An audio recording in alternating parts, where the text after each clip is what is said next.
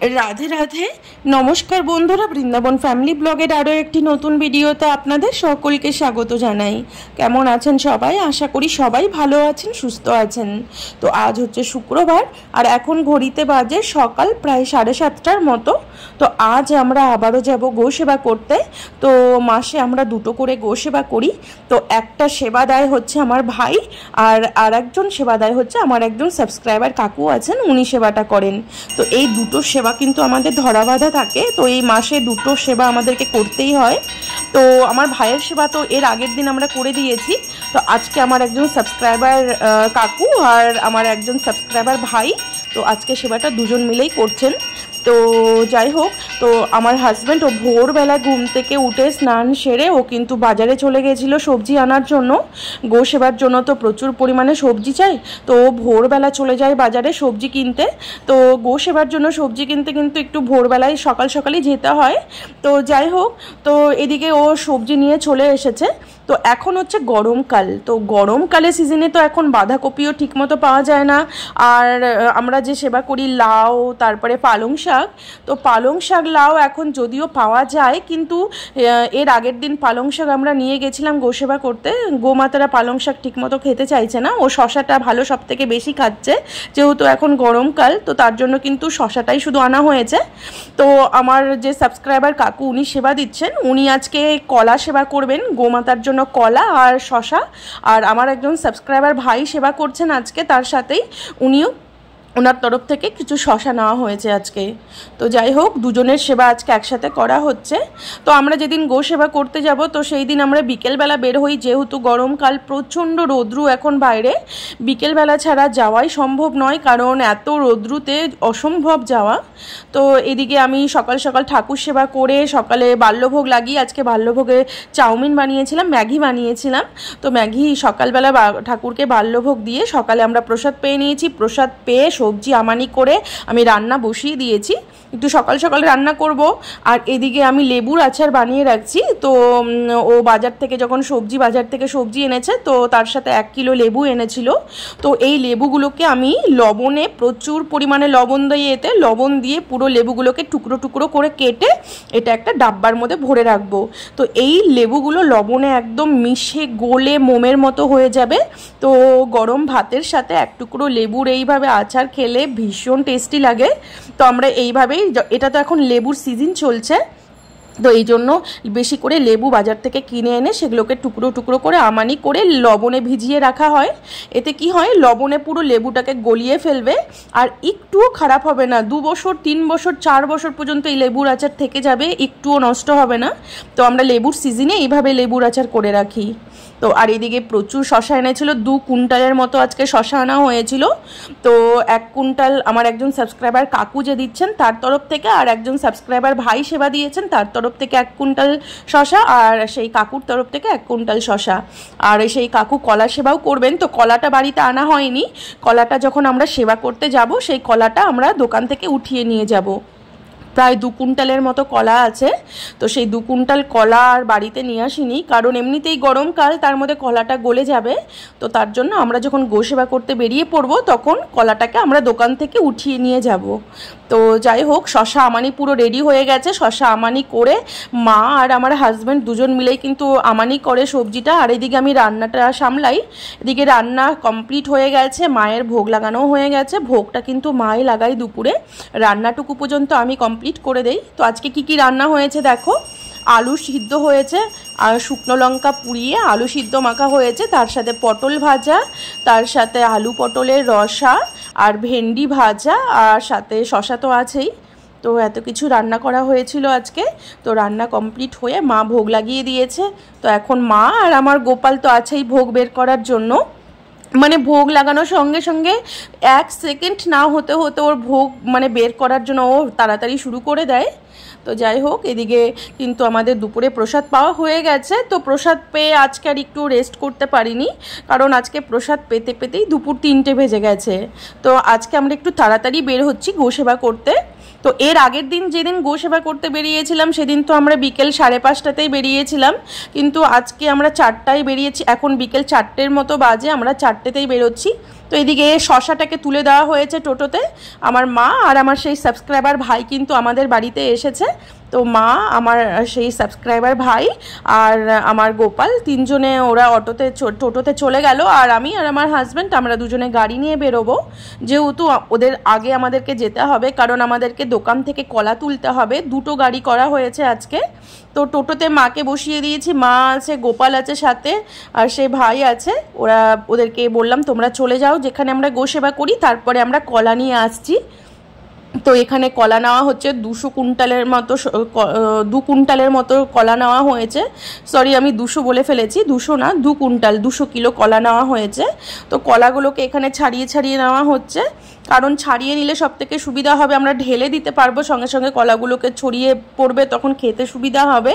তার জন্য কি দোকানদারকে বললাম কলাগুলোকে ছাড়িয়ে দাও।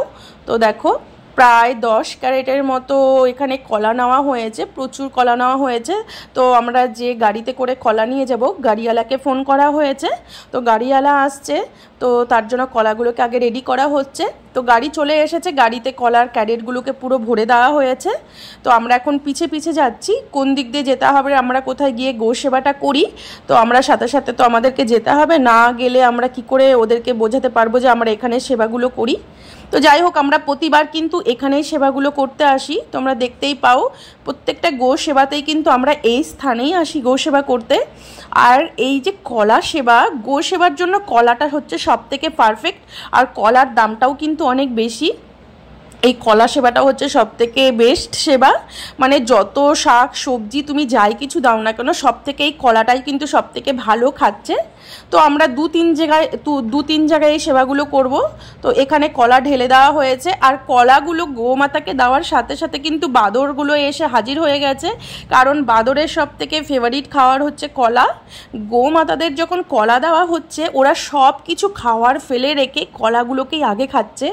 দেখতেই পাচ্ছ এত সুন্দরভাবে কলাগুলোকে চেটে পুটে খেয়ে নিচ্ছে।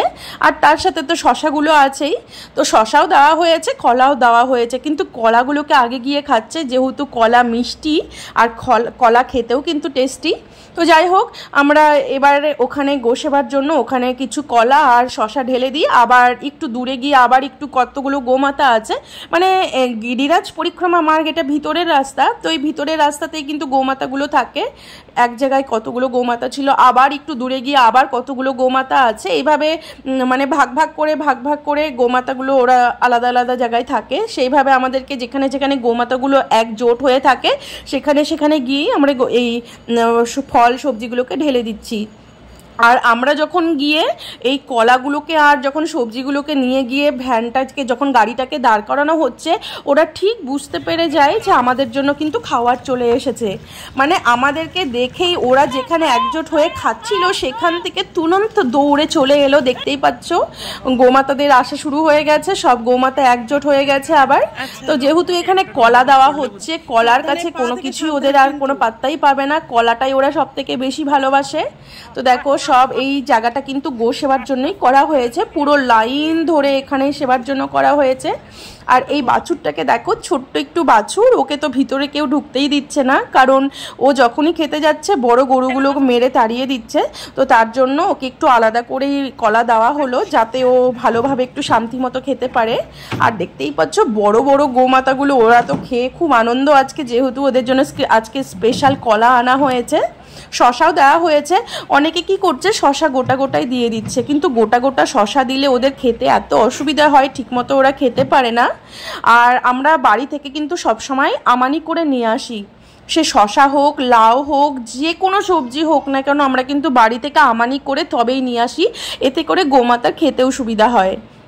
গো সেবা করব বলে কি একটু পরিপাটিভাবে করতে হবে না, এই জন্য সবসময় আমরা চেষ্টা করি পরিপাটির সঙ্গে সেবা করার। তো শশাগুলোকে 2-3 ঘন্টা ধরে আমার মা আর হাজব্যান্ড মিলে দুজন মিলে আমানি করেছে, যাতে গোমাতাদের খেতে কষ্ট না হয়, ওরা ভালোভাবে খেতে পারবে। তো তার জন্য সব সবজি, কলা তো আমানি করার প্রশ্নই ওঠে না, কলা তো গোটা গোটাই দেওয়া হচ্ছে, ওরা এভাবেই খেয়ে নিচ্ছে। সত্যি বলছি, এই সেবা যে করছে তারও জীবন ধন্য, আর আমাদের দিয়ে করাচ্ছেন, আমরা মাধ্যম হয়ে আছি, আমাদেরও জীবন ধন্য। গো সেবার কিন্তু প্রচুর মাহাত্ম্য, কারণ ভগবান নিজে হাতেও গো সেবা করেছেন। এই গো সেবা, তাও আবার ব্রজধামের গোমাতা, তাও আবার বৃন্দাবনের গোমাতা। তো এই ভাইকে, আমার সাবস্ক্রাইবার ভাই, তো এই ভাইকেও নিয়ে এসেছি। ভাই আসতে চেয়েছে গো সেবা দর্শন করবে বলে, ভাইও সেবা দিয়েছে, এই ভাইয়েরই সেবা হচ্ছে আজকে। আর আমার একজন সাবস্ক্রাইবার কাকু, তো উনি তো এখানে নেই, উনি তো বাইরে থাকেন, তো ওনারই কলা সেবাটা উনি করছেন, আর তার সাথে ওনার কিছু শশাও আছে, কলাটা পুরোটাই ওনার সেবা। আর এই সাবস্ক্রাইবার যে ভাই আছেন, এনার তরফ থেকে কিছু শশা আছে, 100 কিলোর মতো শশা আছে। তো এই শশা আর কলা দিয়ে আজকে সেবা করা হচ্ছে। গোমাতারা খেয়ে তো ভীষণ খুশি আজকে। আর আমরা এই গো সেবা করতে এসে যে এত আনন্দ করি, সত্যি বলছি, এই সেবা যে করছে তারও জীবন ধন্য, আমাদের দ্বারা করাচ্ছে, আমাদের তো জীবন ধন্যই। তো দেখো, এই গোমাতাদের আজকে সেবা দিয়ে ভীষণ আমরা খুশি হয়েছি, যেহেতু এই কলাগুলো খুব তৃপ্তি করে খেয়েছে গোমাতারা। তো এই গো সেবার কিন্তু প্রচুর মাহাত্ম্য, তাও আবার ব্রজধামের গোমাতা। তো এই গোমাতা ভগবান নিজে হাতে সেবা করতেন। তো গোমাতাদের শুধু সেবা দিলে হবে না, গোমাতার চরণ ছুঁয়ে প্রণামও করতে হবে। আর আমার এই গোপালকে দেখো, ও হাম্বা দেখে ভীষণ খুশি, ও হাম্বা ভীষণ ভালোবাসে। তো ও আর গাড়িতে বসে থাকতে চায়নি, ও নেমে এসেছে। আর আমরা এই গো সেবা করতে এসে যে এত পরিমাণে আনন্দ করি, ভীষণ ভালো লাগে গো সেবা করতে এসে। আর আমার গোপালকে দেখো, ও গিরিরাজের তটে ধুলোগুলোকে নিয়ে ও একমুঠ করে ধুলো তুলছে আর নিজের গায়ে নিজেই মাখছে। আমার মানে গোপালকে কি বলবো, ও ধুলোতে ভীষণ খুশি। এই ব্রজরজ মাখাতে যে ওর যে পরিমাণে খুশি হয়, তো কি বলবো, এই ধুলোগুলোকে তুলছে আবার নিজের গায়ে নিজেই মাখছে। তো যাই হোক, আমাদের কিন্তু সব সবজি কলা সব ঢেলে দেওয়া হয়ে গেছে, সেবা কমপ্লিট হয়ে গেছে। আর এই গো সেবার মাহাত্ম্য বলি তোমাদেরকে, এই সেবা এর এত মাহাত্ম্য, এই গো সেবা তুমি যদি করতে পারো, জীবনে সব থেকে সাকসেস তুমি হবে। এই গোমাতাদের আশীর্বাদ যার উপরে লেগেছে, সে কোনো কাজে তার বিঘ্ন হবে না, সে সব দিকে এগিয়ে থাকবে, তার জীবনে সব কিছু সাকসেস হবে। কারণ গোমাতা সাধারণ নয়, তার মধ্যে 33 কোটি দেবতার বাস। ভগবান নিজে হাতে গো সেবা করেছেন, কতভাবে তাদেরকে আদর করেছেন। তো এই গো সেবার মাহাত্ম্য তোমাদেরকে বলে বোঝানোর মতো না, এই গো সেবার মাহাত্ম্য সবাই জানেন। আর এই গো সেবার জন্য তুমি যতটুকু অর্থ দেবে, ওর থেকে ডবল অর্থ তোমার ঘরে ঢুকবে। কারণ গোমাতাদের একটা আশীর্বাদ তো আছে, আর গোমাতাই হচ্ছে সুরভি মাতা। তো দু জায়গায় কিন্তু আমাদের দেওয়া হয়ে গেছে গোমাতাদেরকে। আবার আর এক জায়গায় এলাম, এখানে তো প্রচুর গোমাতা, কিন্তু এখানে আমরা ফার্স্টবার এলাম। এর আগেও দেখেছি এখানে গোমাতা আছে, কিন্তু এবার ভাবলাম যে এখানেই দেওয়াটা ঠিক। এটা কিন্তু বাঁধা গরু, মানে এই গোমাতাদের, এরা কিন্তু ছেড়ে দেওয়া গোমাতা নয়, কেউ এদেরকে এখানে বেঁধে রেখেছে, গোশালার মতো কিছুটা বলতে গেলে। তো এখানেই ভাবলাম যে এখানে কিছু সেবা দেওয়া দরকার আছে। তো এখানে তো প্রচুর গোমাতা আছে। তো শশা এখানে কলা তো শেষ হয়ে গেছে, কলা তো ওখানেই দিয়ে এসছি সব গোমাতাদের, আর এখানে শশা দেওয়া হচ্ছে। তো এখানকার গোমাতারা কিন্তু ভুকা আছে, খিদে আছে পেটে, এটা আমরা জানতাম না, কিন্তু কিছুক্ষণ দাঁড়িয়ে দেখলাম গোমাতাদের কোনো খাওয়ার নেই, তাই ভাবলাম যে তাদের জন্য 1 বস্তা শশা রেখে দেওয়া যাক। আর এত সুন্দরভাবে শশাগুলো এখানে গোমাতারা খেয়ে নিচ্ছে। এখানকার গোমাতাদের পেটে খুবই খিদে আছে, মানে কি বলবো, ওই শশাগুলো দেওয়ার সাথে সাথে মিনিটের মধ্যে শশাগুলো শেষ করে দিল। আর দেখো এখানে কত সবাই তৃপ্তি সহকারে গোমাতাগুলো খাচ্ছে। এখানে প্রচুর গোমাতা আছে, আর তার সাথে বাদরগুলো তো সাথে আছেই। আর এখানে না চারা বিক্রি হচ্ছে, মানে ঘাস কেটে কেটে বিক্রি হচ্ছে। যেসব ভক্তরা এখানে দিয়ে গিরিরাজ পরিক্রমা দেয়, তারা এসে এই ঘাসগুলো মানে গোসেবা করে এগুলো দিয়ে। তো আমাদের কিন্তু পুরো সেবা কমপ্লিট হয়ে গেছে। এখন বিকেল 6:30 মতো বাজে, এখনও কিন্তু সন্ধে হয়নি, এখনও অন্ধকার হয়নি, দেখতেই পাচ্ছ। তবে একটু পরে 10-15 মিনিট পরেই সন্ধে লেগে যাবে। আর এই গো সেবা করে আজকে আমরা ভীষণ খুশি। তো যাই হোক, গো সেবা পুরো কমপ্লিট হয়ে গেছে। এখন আমরা চলে এলাম মিষ্টির দোকানে। এখানে সবাই লস্যি খাবো বলে আমার তো প্রচুর জল তৃষ্ণে পেয়ে গেছে, কারণ বাড়ি থেকে সেই জল খেয়ে গিয়েছি। আর এত মানে কি বলবো, চড়া এখানে ওয়েদার, কি মানে শরীর থেকে জল সমানে টেনে নেয়, আর সমানে জল তৃষ্ণা পেতেই থাকে। তো প্রচুর তৃষ্ণা পেয়ে গেছে আমার। তো এখন আমরা লস্যি খাচ্ছি। তো এই ভাইকেও দিয়েছি, টোটোওয়ালা ছিল, মা ছিল, আমরা সবাই মিলে টোটাল 6টা লস্যি নিয়েছি। তো আমরা এখানে সবাই লস্যি খাবো, লস্যি খেয়ে তারপরে আমরা রাধাকুণ্ডে ফিরে যাব। তো আমরা যখনই গো সেবা করতে আসি তো মানে আমাদের মানে গো সেবা করতে তো আর 5-10 মিনিটের সময় না, কমসে কম 2 ঘন্টা সময় আমাদের লেগে যায় ওখানেই। আমরা বাড়ি থেকে বেরিয়েছি 4টে আর 6:30 পর্যন্ত শুধু গো সেবা করেছি। গো সেবা করতে তো আর 2-3 মিনিটের সময় না, অনেকটা সময় লেগে যায়। আর খিদেও পেয়ে যায় আর জল তৃষ্ণাও পেয়ে যায়, কারণ এখানে প্রচণ্ড চড়ার দেশ।